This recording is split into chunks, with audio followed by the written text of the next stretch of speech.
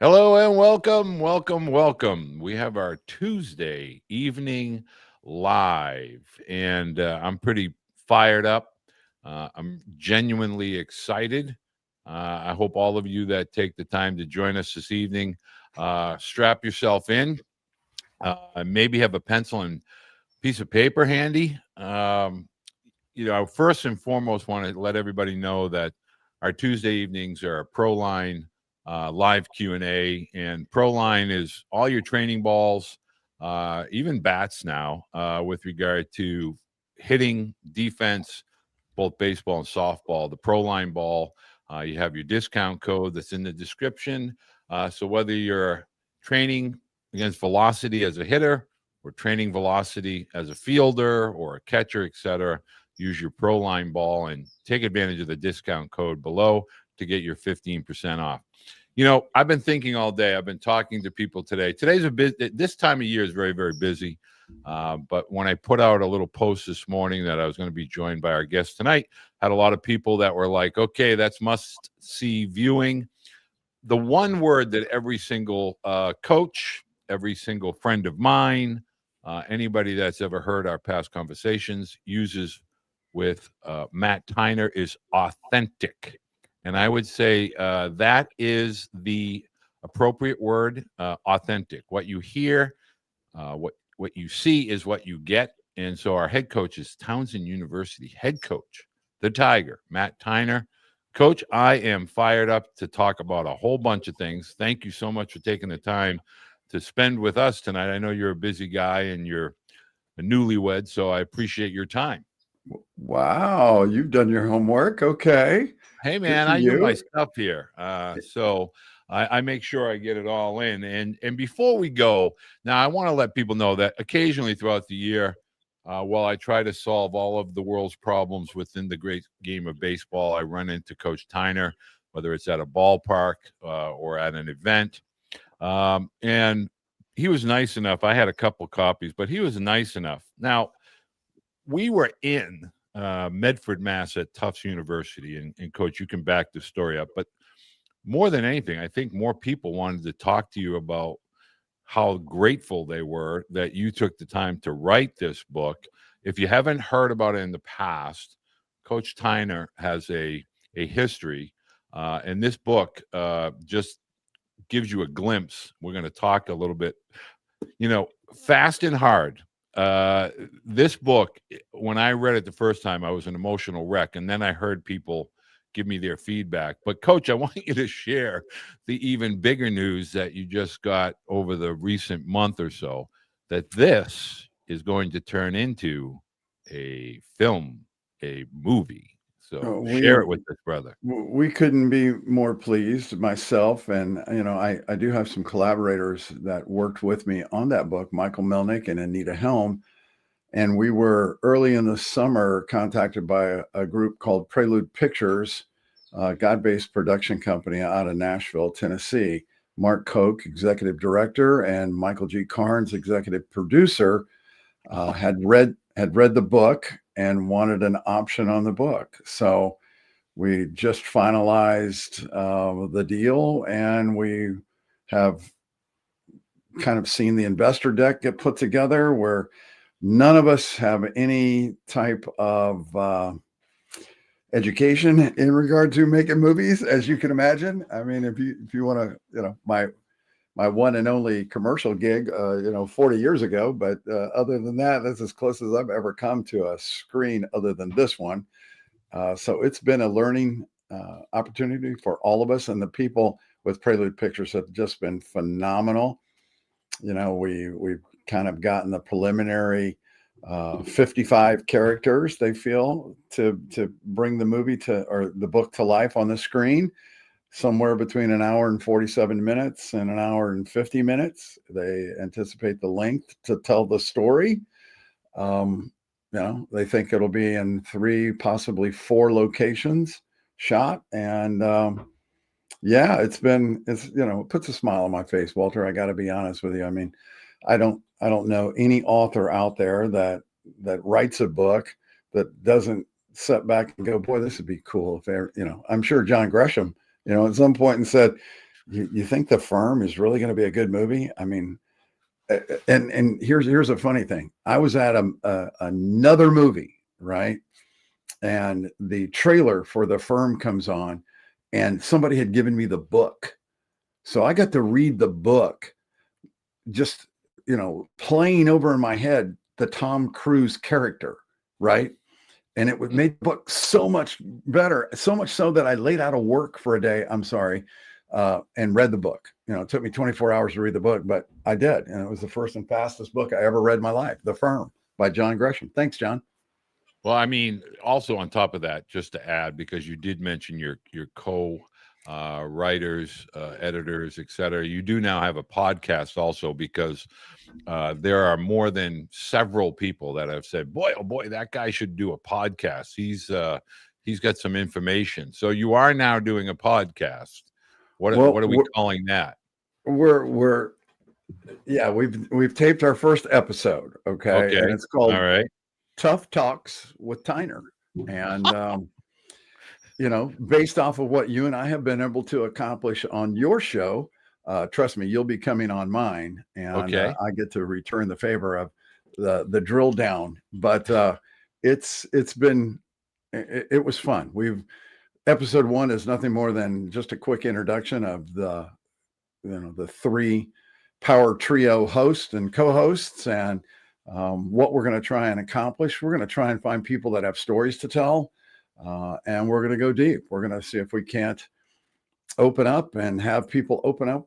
And the thing that you said is authentic, and I appreciate that, because if that's how you see me, then I really thank you very much. But I also want people to understand that the vulnerability that a human being shares with you when they are really telling you their story, that builds that trust. And I think that chord was struck between you and I a long time ago, and I feel comfortable on your show, and I want people to feel comfortable on mine, and I want them to be able to answer those tough questions as honestly as they possibly can, without fear or without any type of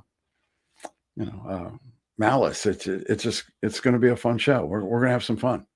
Well, I do want to tell folks, I mean this as sincerely as I can possibly say it. I think I've been in places, I've talked to people the next day after I talked to Coach Tyner, whether it's here or we talk at a ballpark. Inevitably, it always comes down to, boy, oh boy, that was really powerful. Here's my story. I've been with Coach when he hears that from people directly. So I do encourage you, if you really want to learn not only what the life really was like in the 80s, baseball, and just being a guy, a kid, and a young adult, and I don't want to call it, I do say overcoming challenges, but this book is so filled, emotional, gut-wrenching, thinking that the other person on the line, inside this book is actually a friend of mine. I encourage you, if you are a reader and want a story that will grab you from beginning to end, fast and hard, which if you want to wait for the movie, I guess we can do that. But I strongly encourage you. I guess, Coach, we are at Barnes & Noble, all the normal bookstores, Amazon, all that good stuff. Well, as a matter of fact, we're not. One of the key ingredients of this particular agreement was for me to get the rights back 100%. So for the last 90 days, we have been trying to get all those rights back. I do have good news. Once I did ascertain all of the rights back, I've gone with Amazon exclusively. And that allowed me to lower the price from $24.99 to $12.99 and make it more affordable. It's amazing what discounts you can find with exclusivity. It's also amazing to find out that, working with Amazon with just me as the publisher, I guess, eliminates a lot of costs. I'm learning on the fly, Walter, that Well, it's always good to learn, especially as a author. I'm sure this will not be the last book that you pen, so I think it is exciting, and I cannot recommend it strongly enough. We'll have a link for the book, the Amazon link, in both the podcast as well as the video. I make sure I do that for Coach, so that you'll be able to just to click it. It'll take you right to the Amazon bookstore for fast and hard with Coach Matt Tyner. Coach, switching gears, not sure where you have the time in your Hollywood days, but this is the final trip around the bases, so to speak. What has this fall been like for you as a coach with regard to Towson and the athletes and the changes and all that good stuff? well, I mean, the roster limit is the thing that actually kills us the most, and I think that is the key to a lot of our struggles right now. In other words, you can't really scrimmage with just 34 guys. Right. You're going to have some pitchers out of position and risk injury for those guys, and you certainly don't want to do that. So, we've been lucky enough to have 7 extra players decide that they want to try and come out and make this team, and that's allowed us to have some very good scrimmages. So we're about 6 heavy right now. We lost a player last week, and we've got a couple guys that are looking at injuries. So you won't be able to carry injured person. You just won't be able to. The roster limit's going to, say 34 plus any DSA, and certainly get it. It's going to be tough. We've got cuts coming up next week. We are still in the throes of it. We're in what we call our black and gold section of the series. So, we're getting it done. We're trying to prepare for teams like Northeastern by playing in 32-degree weather down here. Yeah, it's just as cold up here, by the way, FYI. Let's talk a little bit about that cap, because I don't think, and we've talked about August 1st for probably a few years now since that rule went in. We're kind of post-COVID to the extra years of eligibility, so forth. So now we're getting into this new vernacular of December 1st, and we're talking about December 1st. And I don't think enough families do understand we'll call it the trickle-down effect. We're talking about potentially 1,000 to 1,500 athletes that may be headed into the portal from the Division I level. How does that affect college baseball now going forward, going into the spring? It's some of the NAIA, the JUCO, where you get the fallback athletes that now affect rosters up and down college baseball. Great question, because as I see it, and as I'm trying to deal with it, there's a date of December 1st, and there's also the date of the transfer portal opening December 1st. Right. If you just look at the logistics of that, that's very difficult to set a roster and then release a guy and hope that you can pick a guy up. You can't. So I think the NCAA has understood that. Our compliance department, as well as a number of compliance departments, have reached out to the NCAA and said, are we sure the timing of this? And the answer has been, wait a minute, we might have made a mistake here, because there is no real way to jockey it, and we're really not giving a player enough time to land somewhere, albeit in Division I. And if he's not a graduate, then how does he have immediate eligibility? Because there are no mid-year transfer opportunities. You can go to 2 or 3, but not back to D1. So that question Q&A has been asked. Don't know exactly where we are right now at that. And until they mandate it or send it back to us, we got to go with what we've got, obviously. But it is that's a toughie. That is a real toughie for a lot of us out there right now. One other thing that we didn't do as good a job as some of the Power 4 programs that prepared for what we call the DSA, the designated student athlete. Right. You know, these are freebies that don't count towards your 34-man roster. We just didn't have anybody that we felt warranted that last year, so we didn't do it. But we got lucky and we picked up one in the transfer portal over the summer that's going to contribute to our team. But he moves with that DSA, so we'll be able to carry 35, not just 34.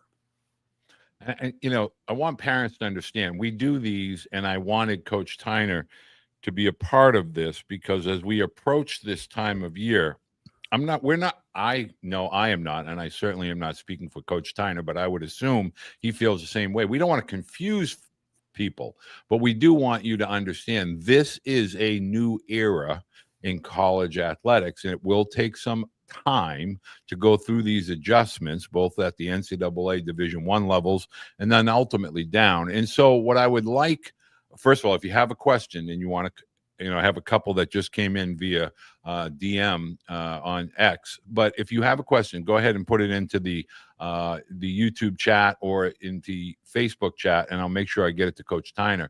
But the question that just came in, and you just nailed it with regard to the DSA, is there a cap on the DSA? Could a school theoretically have had a recruiting class of high school athletes last year and had 8 to 10 freshmen, and they DSA'd all those athletes?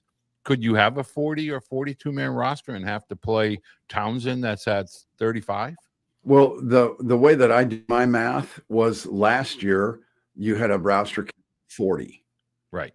So this year you have to get to 34.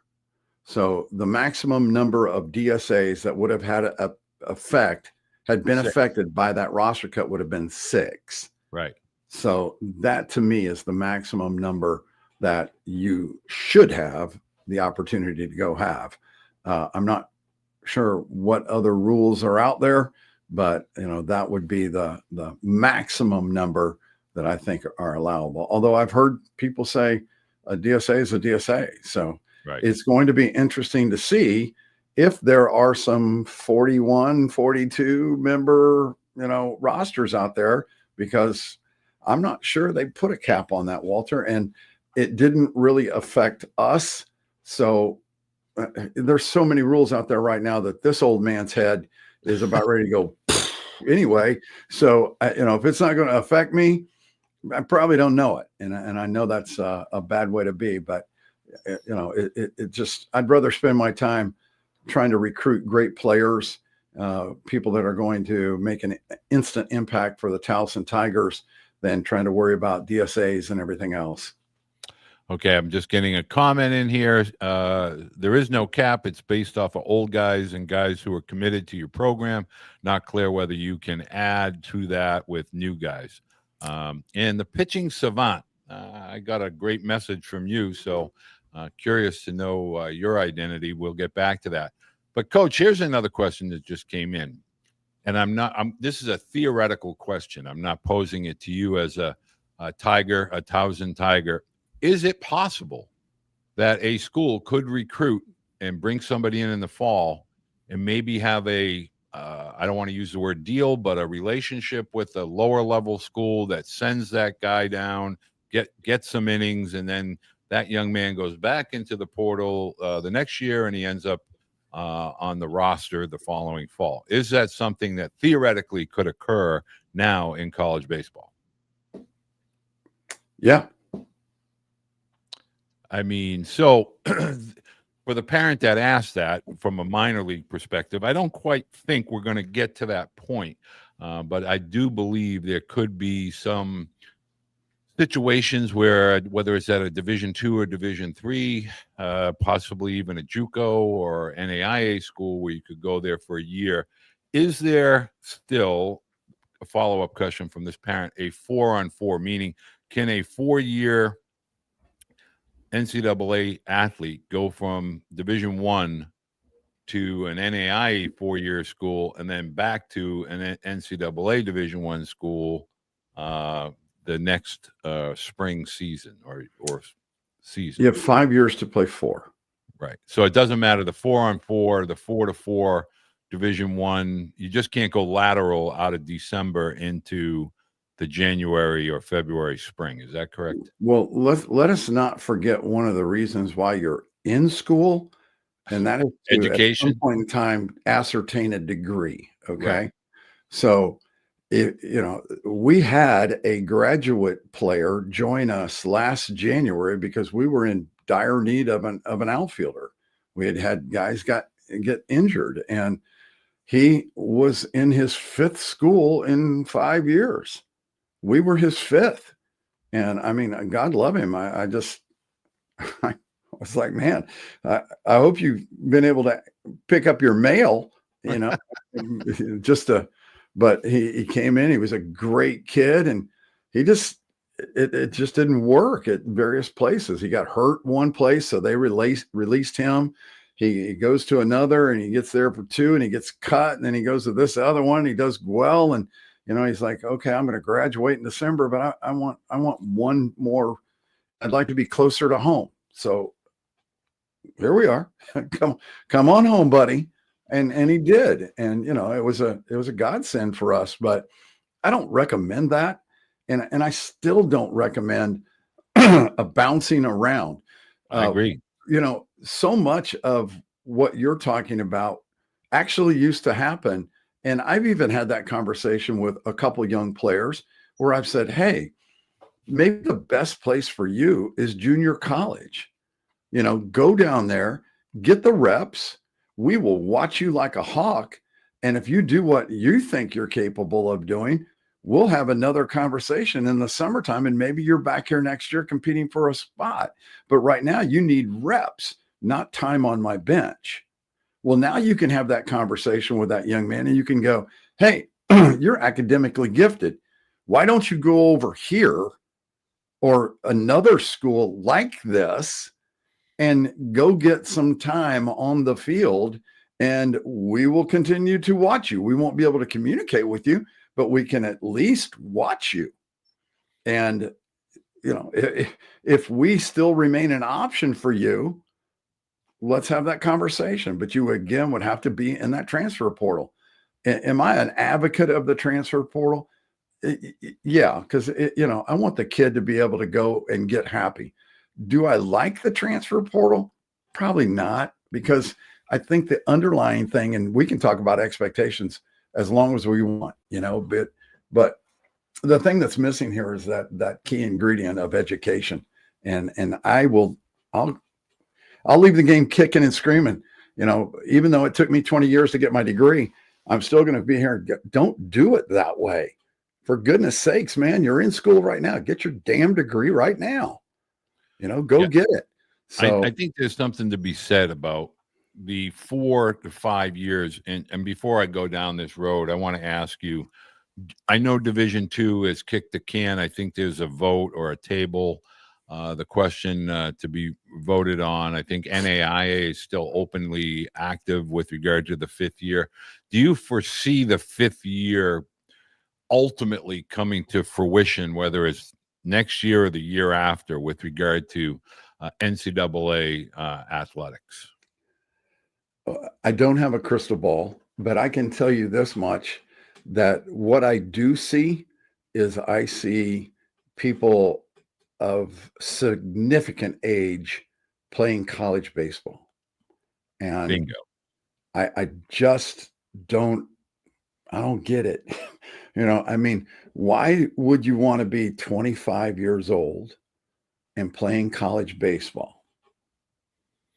Well, I have my opinion on that. So, well, tell me your opinion, second. Walter. Yeah, I want you to humor me for a second. I really believe now.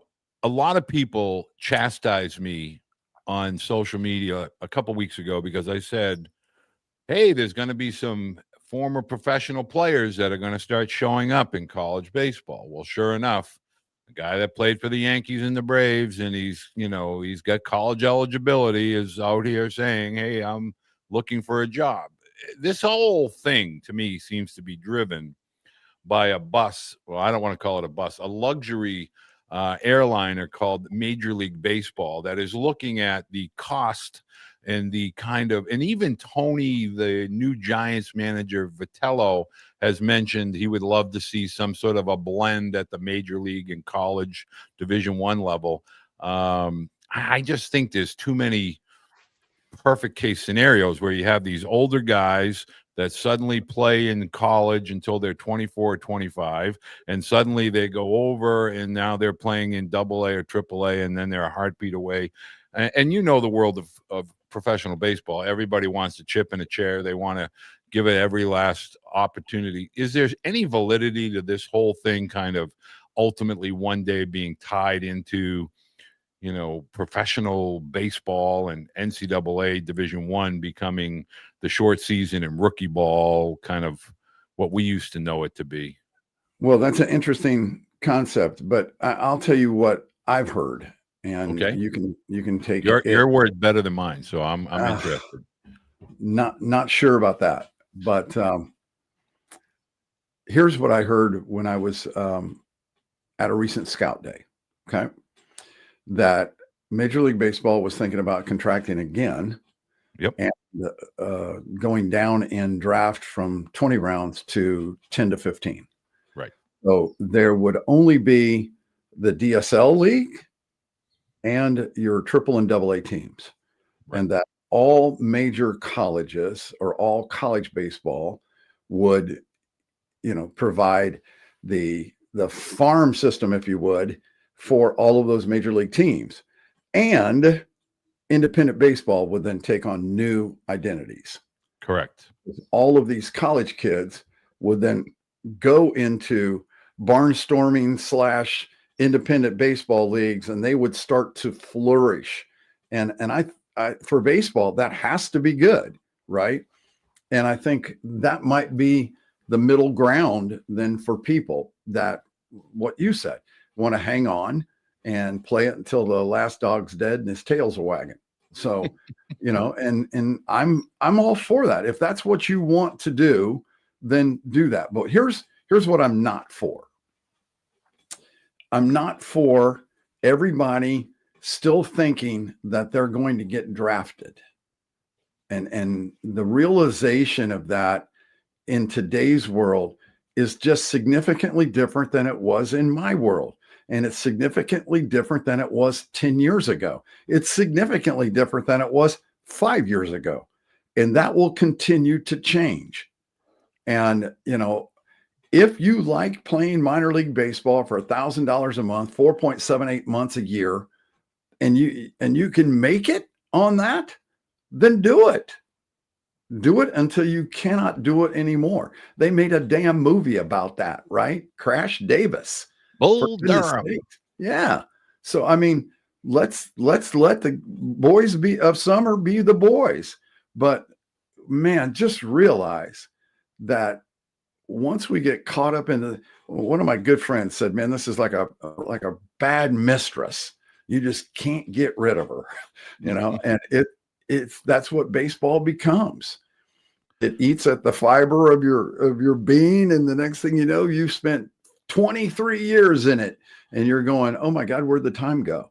You know, and what do I do now? Or you spend 40 years in it, or you, as a player, you graduate college at 22 and you go play you play 1 year of pro ball and you play 7 years of pro indie ball. And then you go, oh my God, I'm 30 years old. What do I do now? So as long as everybody's eyes are wide open, I'm all in 100%. You go do what you want to do. But I tell you what, I had one player call me after he had an unbelievable year for us. And he said, Coach, what do you think about COVID? Do you think it's really going to shut down 2021? I said, Brad, I really don't know. I really don't know what is going to happen. But if we do play, there's a good chance it would be abbreviated the whole 9 yards. Well, I have a chance at a job right now that's going to pay me significant money. And I said, well, let's just do the Ben Franklin close. And he goes, what's that? And I said, let's take all the positives of getting drafted and going playing versus what you're going to do with this particular company and how much money you're going to make. About an hour into it, he was like, Coach, I get it. I appreciate that. Thank you very much. I think you need to go find a new first baseman. And I said, Brad, you have made a phenomenal decision.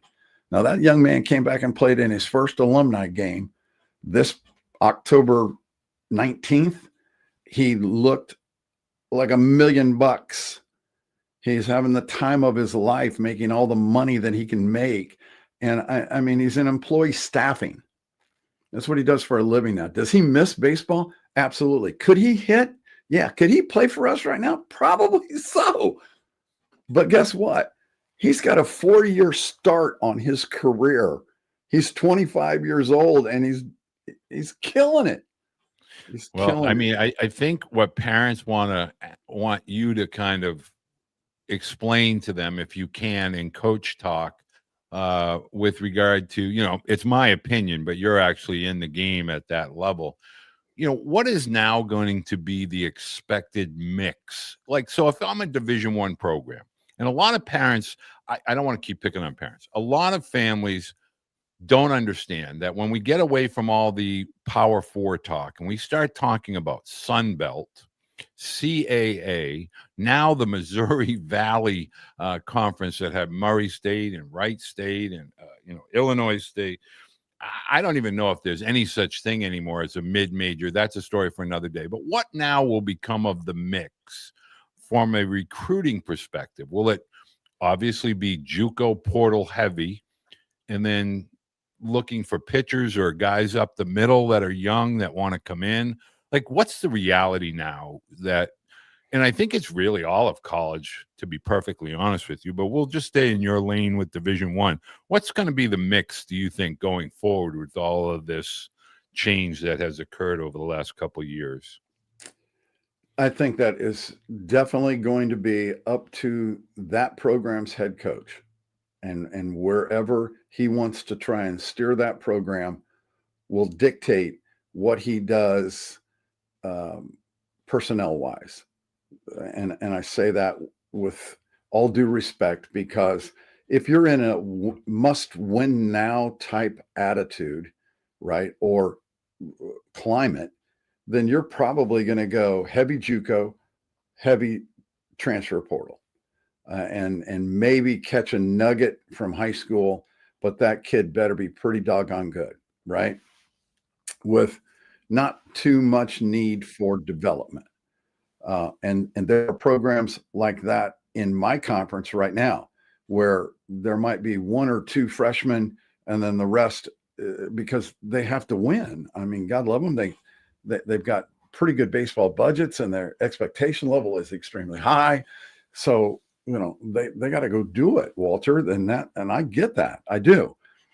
And then there's going to be some programs that go, no, I'm going to build it from the bottom up, because if I can build it from the bottom up, I've got a chance to sustain. And I'll pick a couple transfer portal, and I'll pick maybe a JUCO player or 2, and they can help me go up. The fear from that, though, is what? Well, the kid losing, pops. right? Yeah, right. You're going to lose your guys. That's right. You're going to lose your guy. We lost a guy this year, and it was one of those things where, I mean, we still have a great enough relationship that the kid's fall's done. He came down and sat with me on Sunday and watched the black and gold third game of the black and gold series. We just hung out and had a good time. Does that affect your summer? Like, is this whole, like, just talk about that for a quick second, as a squeezing question. So if I'm a guy and I say, look, I'm going to develop, I'm going to bring in my high school guys, I'm going to believe in them, I'm going to develop them. And then they're sophomores and they go to the Northwoods League or the New England Collegiate League or the Maryland League or what have you. And then all of a sudden, they're roommates with, pick a school. And now that guy's like, hey, coach, I think I'm going to enter the portal.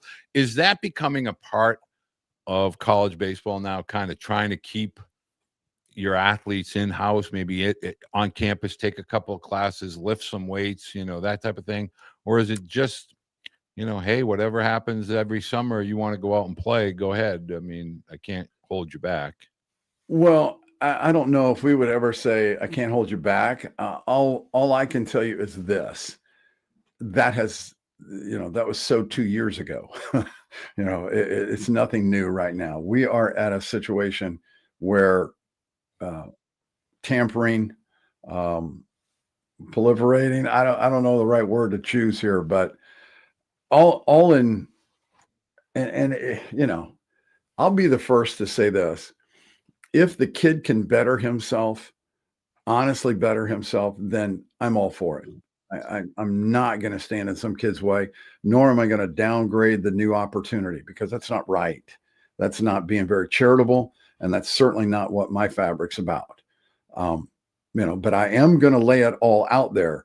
Do you want the bag of money, or do you want to get drafted? Because if you want to get drafted, you're playing for me, and you're going to do X, Y, and Z here. When you go there, you're going to have to re-clear the runway. And what happens if you don't? Then you don't play. I mean, I'm going to flip you the ball every Friday, Saturday, and Sunday, and Tuesday and Wednesday. So, and if you still decide to go, well, then, you wanted something I couldn't give you. So you got to do it. But no harm, no foul. I still going to love you. And you're still a part of the program. I mean, we try to invite back everybody that had transferred out for this past alumni event this year, because I said it in the invite. Hey, whether you like me, you don't like me, you don't think you're part of this, you were a part of this. So let's get you back here. We had a couple of people take us up on that and come. And it was great to see those guys. And so, I think that the time for animosity, that's no, I'm not going to get caught in that. If somebody wants to go, you go. But back to your question of makeup, in a perfect world, you're 33% high school, you're 33% JUCO, and you're 33% transfer portal. And if you do that, I think you can blend it. And, you might be one or two players heavy on one of those three spectrums, but I think then you've got a chance to continue to build good chemistry, because there's going to be a transfer kid that's 24, 25. And if he's part of your team and you've got an 18-year-old, that's a 7-year spread. 7-year spread. That's a big spread. So if you haven't done your Q&A with that 25-year-old, then that 18-year-old, there's a good chance that he's going to come in there with eyes wide open going, holy cow, look at this, so it's, you got to be somewhat careful. Let's talk about that, because I get people asking questions I'm getting, and I want to encourage you, keep sending the questions in. If I don't get to them, we'll get to them. I'll have Coach Tyner answer them, and I'll make sure we get you an answer. But high school athletes, they're going to camps. And so when you say that, as you may or may not hear, I'm always trying to tell parents the step ladder of the world of youth baseball is it's sending a really bad signal. Because when you get to college, that 18 or 19, dude, you're competing with 22-year-olds, 22 or 23-year-olds. And, they're big, they're strong, they're skilled. And so when a high schooler is coming into camp, like, what are you saying to them as far as, hey, man, this is what you have to do to get ready? This is what I would suggest for you so that you're on a level playing field, or at least you're leveling the playing field for you as an athlete when you're coming in and competing with that 21 or 22-year-old I don't even know, we don't have that anymore, sophomore or junior. What can these high school athletes truly do to be able mentally and physically to handle the stress of college athletics? Well, I think you just said it, mentally and physically. So here's what I will tell you to do. We're not in the business of selling jeans, right? Right. We're not male models. Right. However, if I'm a high school senior and I go watch this college baseball program, okay, or I go watch the nearest one to me, I would hone in on what those dudes look like. And if I don't look like them physically, say it louder. Yep. I better get my ass in a weight room and I mean, go double time, because that's really going to help the young man. Talk about, as a hitter, why that's a big deal. Now, when I say this, people think I'm talking Schwarzenegger, I'm talking, Lou Ferrigno, Incredible Hulk, and then people keep saying to me, no, nobody wants to look like Arnold. No. When you impact a baseball, there's a big difference between 173, 6'1", and 205. Like, just talk about what that size and that strength is doing as a position player, as a pitcher, as a hitter. What is it doing? Well, I can only speak from my own experience. Okay.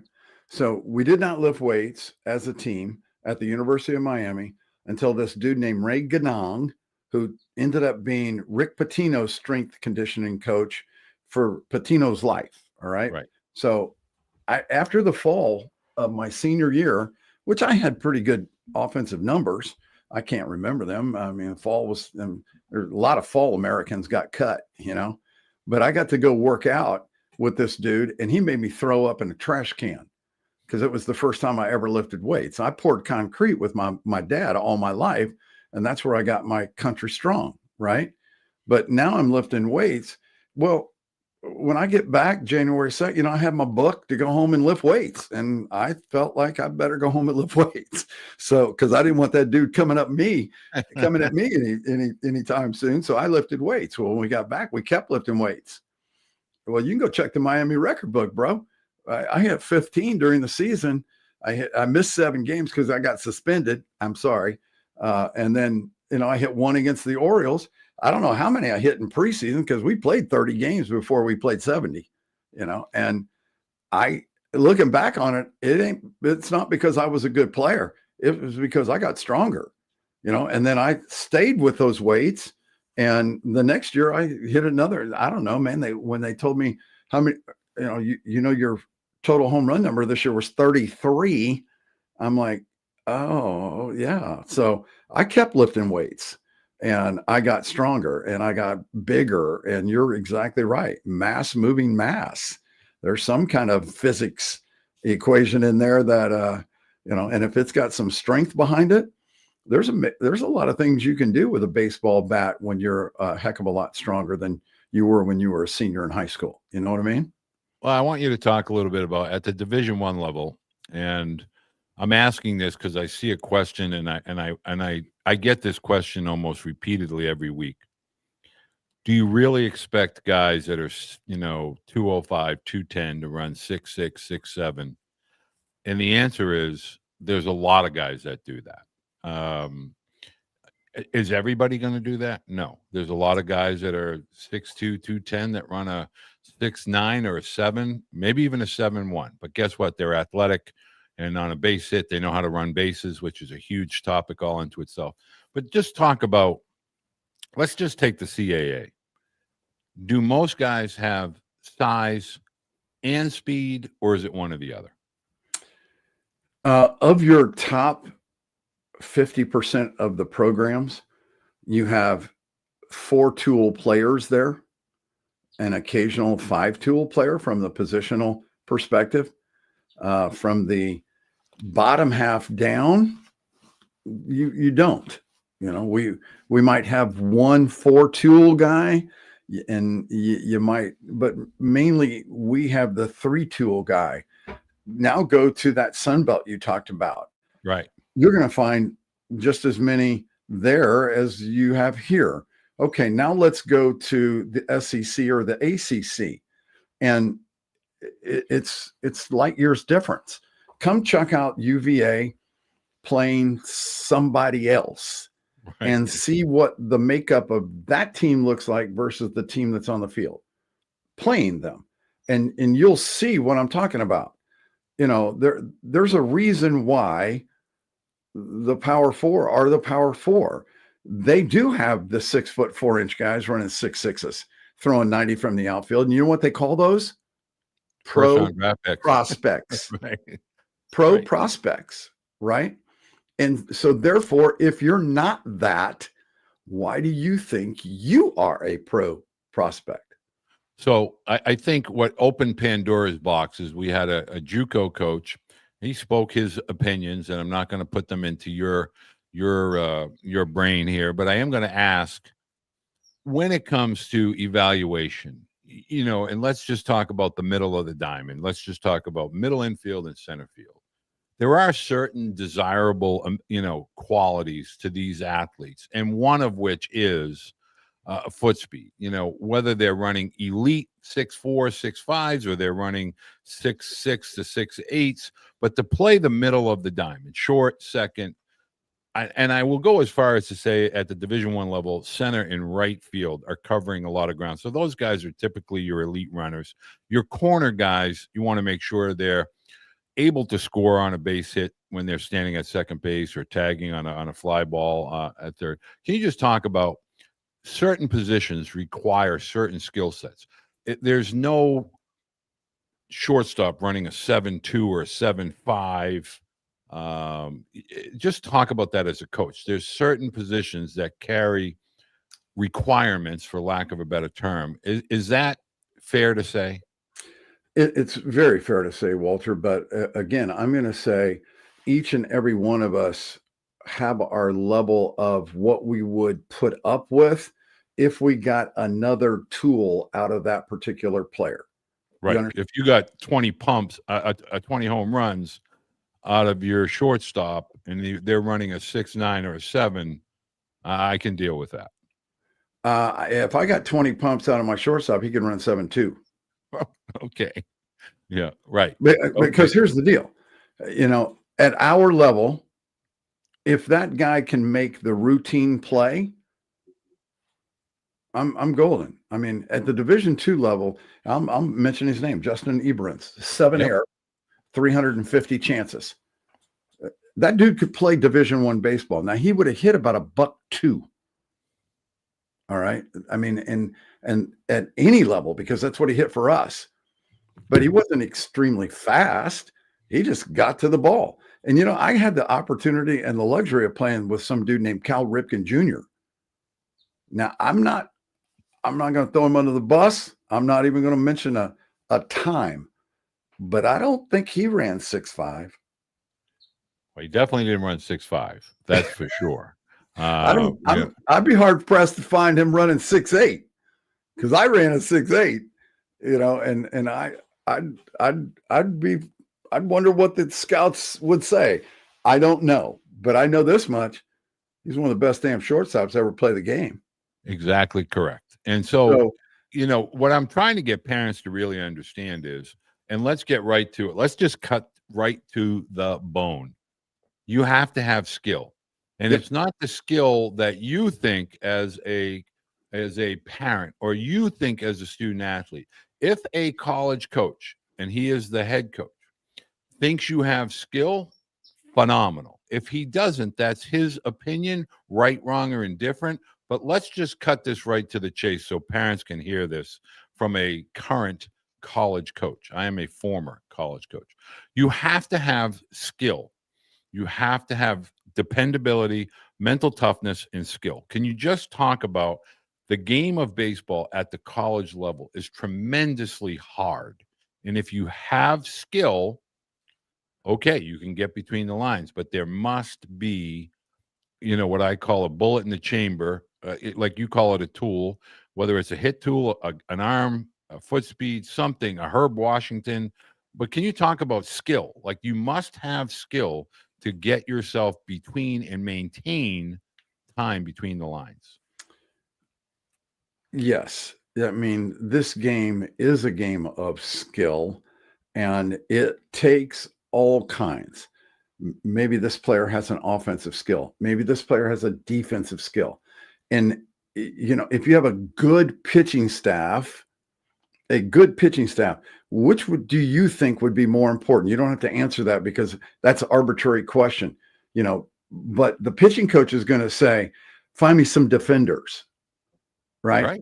And then the offensive coach is going, well, we can have all the defenders we want, but if we don't score any runs, we're not winning. Right. Nobody wins 0-0. So there is a fine line we walk. And that's the beautiful thing about baseball. One man's trash is another man's treasure. It happens all the time. That's the beautiful thing. Why 5'0" Dylan Palmer gets drafted last year and hits 400 for 4 years in a row. And I miss out on him because I tell Tanner Biagini, man, can you find me somebody like him that's 6'2"? So mistake Coach Tyner all the way. I mean, that kid was unbelievable. We couldn't get him out for 4 years. JMU. So do we miss? Absolutely, we miss. Is there hope for the undersized? Absolutely. But you got to bring a tool. I mean, we got a dude that's undersized right now that throws 88 miles an hour across the diamond and runs a 6'4". Can't bunt worth a damn. And if he could, he'd be a weapon, right? But he's learning how. we're at the level where we can still work with this kid and try to develop him and maybe shift him from the middle infield to the outfield. He hit over 300 as a freshman for us in limited times and limited at bats. He certainly didn't hurt himself, and he certainly didn't hurt us. He got to more balls than anybody else could have because of his speed. So Willie Mays Hayes, that's kind of the story there. And I don't want to take up a lot of your time, but I do have two more questions. Essentially, you got me all night, man. Let's go. Well, I mean, my big thing is I'm very cognizant of your time, and I don't want to be taking away from that. But I get like this anytime Coach Tyner joins us, all the questions, because they all know they're going to get answered truthfully, and that's refreshing, obviously. So essentially, Coach, if you have a hit tool, are you getting between the lines? I'm going to paraphrase these. If you have a plus hit tool, are you getting between the lines if you run a 7.9 or a 7.5, or are you getting at bats? All I can tell you is this. I watched a kid, and I can't remember his name for the life of me, but I know that he went to Charleston Southern, and he ended up at George Mason. Okay. And this dude was 3 bills easy. Two-way dude, played first and pitched and DH. So there is an option for you there. And he might have been more than 3 bills. But I caught him coming out of the bathroom at our place. And I said, kid, you could play for me. He had the heart of a lion. He had the personality of that you want your daughter to date. And he wanted to play baseball. And when he got in the batter's box, you weren't getting him out. And when he got on the mound, he was coming after you tooth and toenail.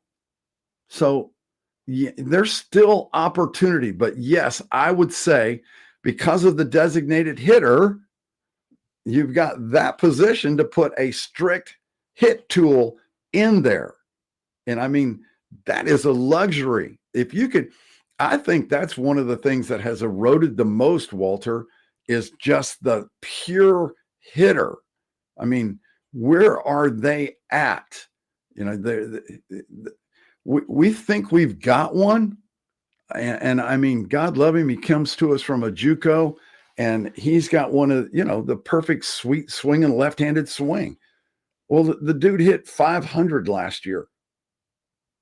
Wow. 500. He got into a slump in the World Series, and he ended at 474. Yeah, I mean, right? Let's talk now. Is he a Blazer? Nope. Does he make the routine play? Yep. Does he have an arm? Yep. Those are, and I'm going to jump in real quick. When I'm doing this on Tuesday, I don't have a lot of rules, but the one rule I will tell you is if you're going to ask a question, one, there's no profanity.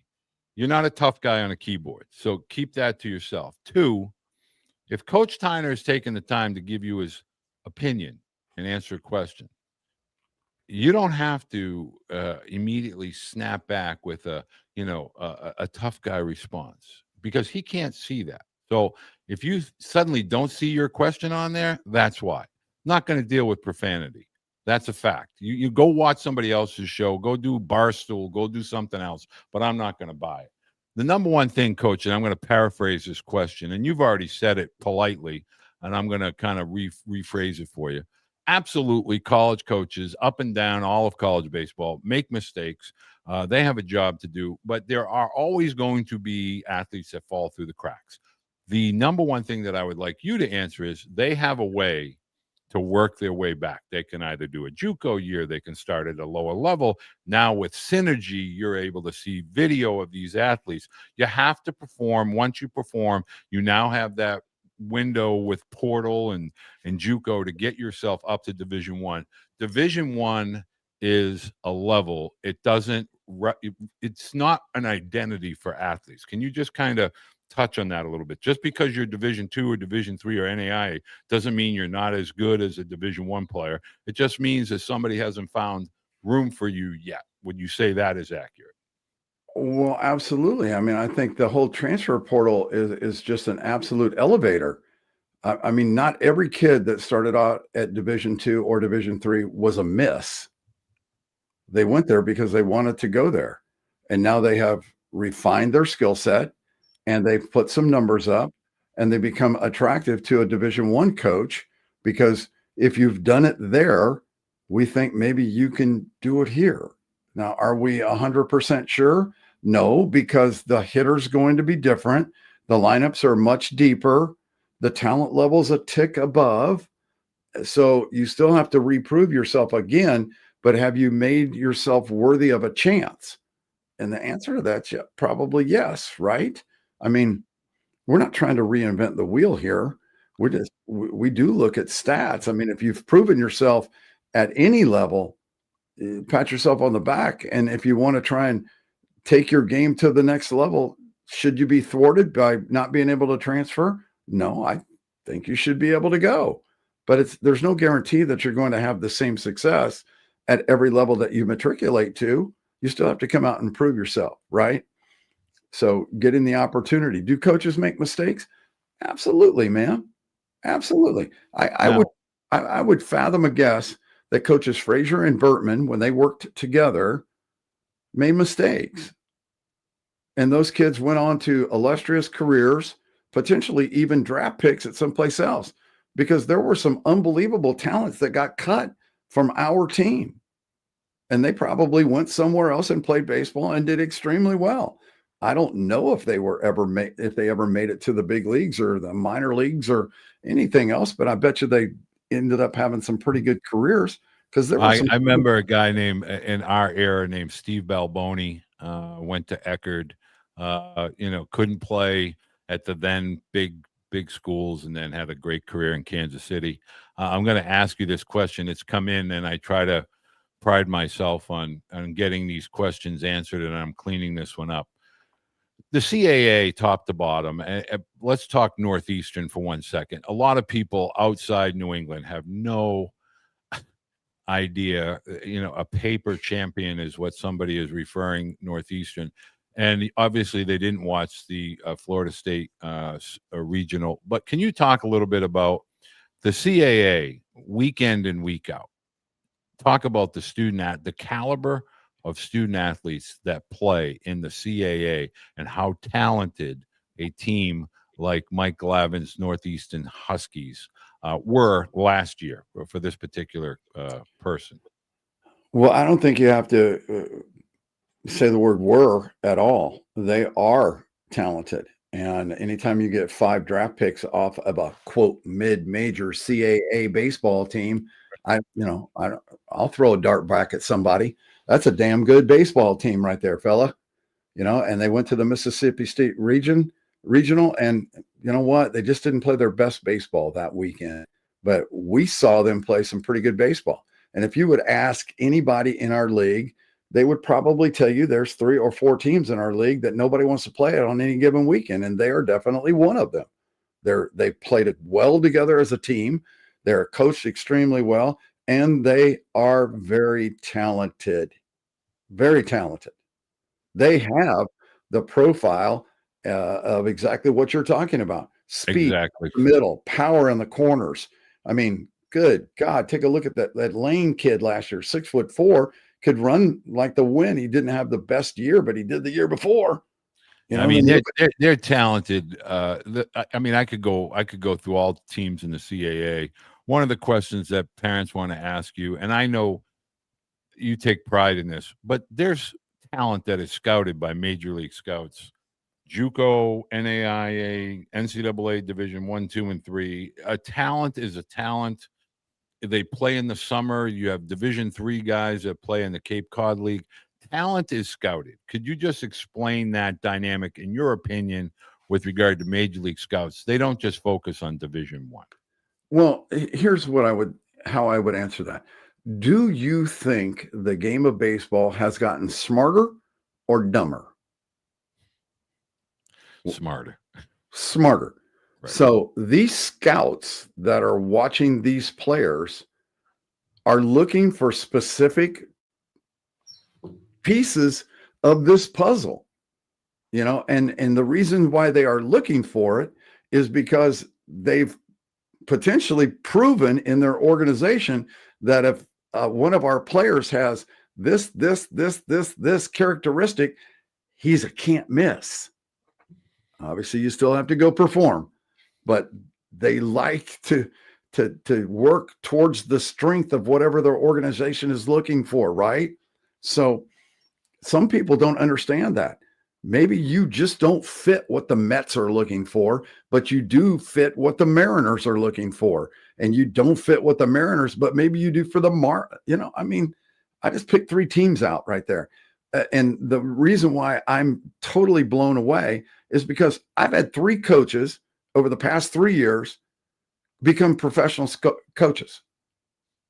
And the things that I am amazed at is absolutely the different, how do I want to work, the analytical side of the game that they're actually teaching to, and how important it has become.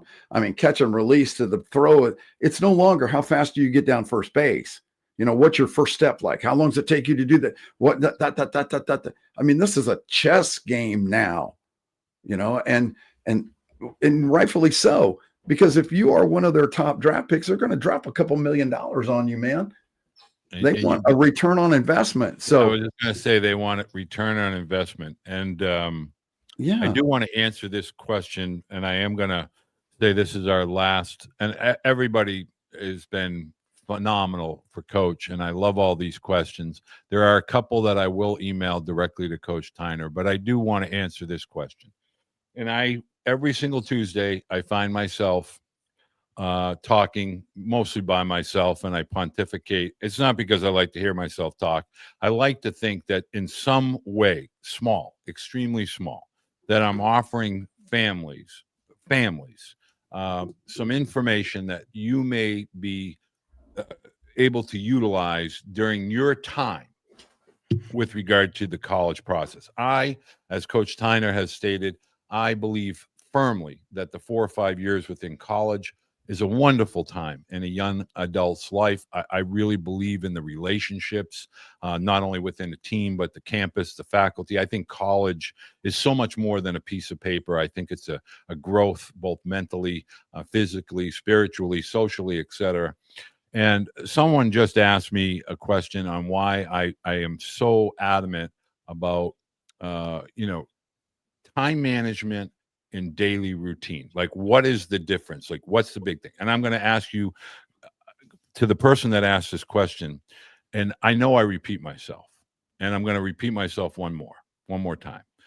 Here's the most important thing about time management is knowing how much time you have.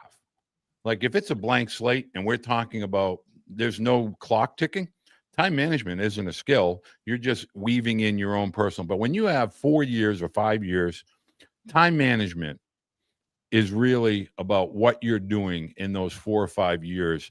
Also, the 2 years leading into those 4 or 5 years. Time management skills are critical. That's why I talk about it. That's why you heard Coach Tyner talk about the body. That's why we talk about getting yourself mentally and physically prepared. You can't show up on a campus and say, hey, I like baseball and I really want to play. You have to have some skill. Time management is knowing how much time you have to prepare, to plan, to execute. That's what this whole thing is all about. When I asked Coach Tyner to come and join me today, these are the questions I want you as parents to hear from an actual college coach, a true mentor. And that is what I want this to be. This isn't about an adversarial parents versus coaches. Coaches do this. No, coaches don't do anything with malice or intent to upset high school athletes. They have to make decisions. And I think the number one thing that we have forgotten with youth baseball, and I'm talking about whatever we want to call youth baseball. You want to call it travel? Great. They may not have to make those difficult decisions, but guess what? Colleges do. They have a cap now. They have certain academic requirements. They have certain skill set requirements. They have to put a team on the field that is a proper representative of not only the coaching staff, but the university, and most importantly, the conference. So parents, I want you to think about all the things that Coach Tyner takes the time to share with you, and I want you to utilize them to the best of your ability to make your student athletes experience great, because there is not one college coach that I have ever spent a second of my life with that says, oh man, I can't wait to get that guy. I'm going to recruit him and then I'm just going to bury him. That's not how this works. You have to put the time, effort, energy, and have the right attitude so that when your feet hit campus, you are prepared to compete every single day for a position on a baseball team. That is it. And it's not just for one season, it's every single season, whether it's 4 years or 5 years. And the question that I'm going to end this on, Coach Tyner, is this. Can you talk about competition on your team every single day and why it's healthy for your locker room to know that they are competing with and against each other every single day? I've had parents that have asked the question of, how does my son compete with this guy if he's going to be 24? How does my son compete with that guy if he's going to run a 6.6? Can you talk about competition being a daily piece of a college athlete's world and not just a one-time deal? Absolutely. The one fear that anybody in business, in sports, is complacency. And when you start to feel comfortable in whatever our endeavor may be, it's when you can get fat and sassy and the enemy can sneak up on you, and the next thing you know, you don't have anything that you've worked so hard for. So what we try to do in our program is compete on a daily basis, some form of competition, albeit in the weight room, on the field. Well, how many well hits in your round of BP, so that any and everybody can compete and feel that sense of competition, as well as playing inter squad games and outside competitions and all of that. Obviously, the proof is in the pudding. You got to produce. You've got to do this. You gotta, right? But it's also, that 18-year-old, he's there for a reason. And we tell them this, okay, introduce yourself. And guess what? You are no longer a freshman. Right. You are a freshman coming in. You're part of this team right now. And there's really no grad students, no seniors. I don't look at you and say, hey, Walter Jr., I don't say, hey, Walter, grad student. I just say, hey, John, how's it going? I don't say, hey, John, freshman, or let's let the freshmen do that. No, we just don't do that. We're all part of it. And I would fathom a guess that most college coaches are that way too, because they understand that gap. Tracy Woodson told me a long time ago, he said, think about pro ball. If you're drafted out of high school, you probably go to the rookie ball and rookie ball team, and it's all kids that were drafted out of high school, right? So you got 18, 19-year-olds. Okay, no big deal. You go to college, you go to a Division I program, go to a Power 5 program back then, and you're probably playing with 23, 24-year-old guys. You're 18 years old. How about if you're 17 years old? You haven't turned 18 yet, like I was. That was Tyler. Yeah, I went through that as a dad. Yeah. Get his teeth kicked in. Yeah, absolutely. But I mean, it's all about the part of maturation. I mean, you mature, we all mature differently. It's just, how do you answer that bell? And my goodness gracious, you said it. The one good thing about college baseball is that you're not earning a living yet. There's still a lot of fun in this game, and that's what we try to portray. You don't have to come out and play college baseball. We get to do it, so there's a big difference when you look at it from that perspective. Once you sign that pro contract, you're somebody, you're owned, you're a property now, and you might be able to think you're untouchable, but when they release you, you're really untouchable. You know what I mean? So this is the last bastion of team baseball until you get to the big leagues, Right. in my opinion, because as you're matriculating your way up throughout the minor leagues, it's all about you, man.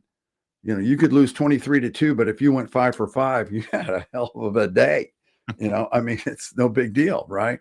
In baseball at the college level, you lose 23-2. Not only is your mom and dad going to get on you, but your aunt and uncle and your alumni and me and you. And, I don't care what you do, what you did, we try to play to win here and develop that. So God love them, man. Look, this is not an easy game.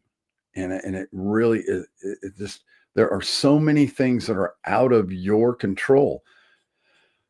Think about it. How many defensive people and defensive teams in any game get the ball? That's a paradox. I mean, it's tough. You hit the baseball and you hit it 100. We had a double play turned on Sunday with an exit velo of 101, one hop to that second baseman who picked it through to short and through to first, and the guy hadn't even gotten out of the box yet. And I'm like, going, well, baseball. Nick, you can't guide it, bro. Right. You can't script anything that comes off that barrel. And so he's 0 for 1, runners on first and third. He didn't get an RBI. He's 0 for 1, and he hit into a ground into a double play at 101. And I'm like, whoo. I hit into my last at bat in high school with about 5 scouts in the stands. I hit into an unassisted triple play. I hit an absolute rocket. I mean, a rocket with a 2-1 count, and it was a hit and run. And I hit. I mean, this guy was throwing 92. That thing was going 102. Shortstop caught it, stepped on second, tagged the guy coming that was stealing second base, unassisted triple play. That was my last at bat in high school. That you can't script baseball. It's not anything that comes with directions. I promise you, as parents, we will find the light. I do want to say thank you to Coach Tyner. If you're a reader, even if you're not, this book, you won't put it down. I know I read it in less than, I think I started it at like 8:30 a.m. I put it down by 5. I mean, I went through this thing like a hot knife through butter, and every single person that's ever read this book, and I've given this copy out recently, and when they return it, they have tears in their eyes or they have a story they want to share. I encourage you, Coach, what is the name of the podcast again? Tough Talks with Tyner, and it drops on Thursday, the 13th. So check it out. It's on Spotify. We'll come twice a month. We've got a couple sponsors lined up, so we hope to be there for a while. We'll start guests either late December or early January. So clear your docket. You'll be asked to come on, of course. I'd be honored. And I would love to be able to, if Tom Cruise is going to play Matt Tyner, maybe I can be like a coach or something, a third wheel in the dugout or something. Babe, we'll get you out there. I mean, and to all those people that, hey, frustrated people. I get it. It's frustrating. I get it. I mean, you see this portal just dripping athletes and people are, I get it, but it's not the coaches. The coaches have to play by the rules that are set by people that are not coaches. And that, unfortunately, is just the way life works. You don't set them, but you got to play by them.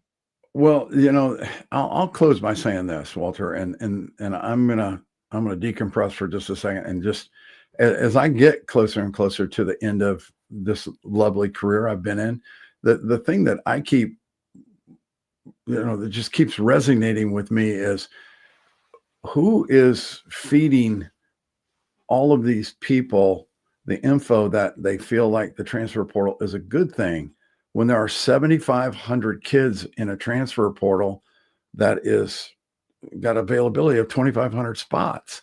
And that's the part that frustrates me. Is it the mom, the dad, the coach, the advisor, I I don't get it. And the last thing would be if it's the player that says, you know, the grass is always greener on the other side. It's not. It's not always on. Ask your mom and dad if everything they've gotten has been given to them. And their answer is probably no. We've had to work for it. Well, why do you think you should be different? You know, maybe stay and play. Maybe take the tough year. Don't run and hide. Come back out and let's do this again. As long as you don't get cut, you still got a spot on the team. You know, you came to this particular school or that particular school for a reason. Stick it out. Stick it out. Don't be a stat. I've often wondered, and I don't know if this is attainable or not, Walter, but everybody that jumps into the transfer portal, how many people had a good experience and how many people had a bad experience? Well, I will tell you, the number one thing to understand is I don't have the stat on who's happy, but I do have a stat that when I say the vast majority, over 60%, over 60%, it's really over 70%, but we're going to say over 60% do not find a home laterally. Do they find a home? Yep, they find a home, you know, NAI, Division II, Division III. I think those are great opportunities. I was a Division III head coach. I loved being a part of that. But, you know, the transfer portal, as much as you hear name, image, and likeness, as much as you hear about cars and all these deals that are made, it affects a select few, like really a select few. And really, to me, the essence of baseball is tomorrow. I could have gone a big for donut hole for 5 on day 1, and day 2 and 3 I go 1 for 4 and 3 for 4, and at the end of the week I'm like a 4 for 10 or a 3 for 10, and I mean I'm having a good week. But everything can't be at bat. Life and death does not occur between at bats. It's like at the end of the day, water will rise to its level. If you've been a 300 hitter or 270 hitter, you're going to probably go there. But guess what? Every offer is going to be a 3 for 4. Baseball is about working through all of the downtime. Baseball and heartbeats, ups and downs. You got to be able to play both ends of that up and down, and you got to be able to stick to a plan. If you don't have a plan and you're chasing, which is to me what the portal is, you're going to get left out somewhere, you know, when that music stops. So I've got one last thing. Yep. I'll put my team through an exercise, and I want your audience to do this for me tonight. Okay.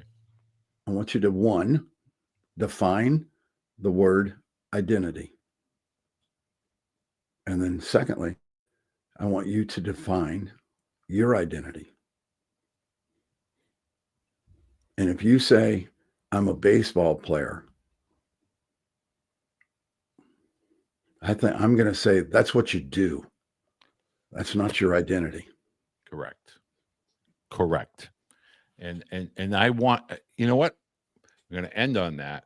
And that's going to be your question. If you're going to comment on this question, your identity, I want to get responses to that. And then I will share them with Coach Tyner. And for those people, I didn't get to your question, I will get to that question. I will email it to Coach Tyner. But Coach, God bless you, my man. Happy Thanksgiving. There are not many men in this world that are as authentic and talk it and walk it in the same breath. And it's refreshing.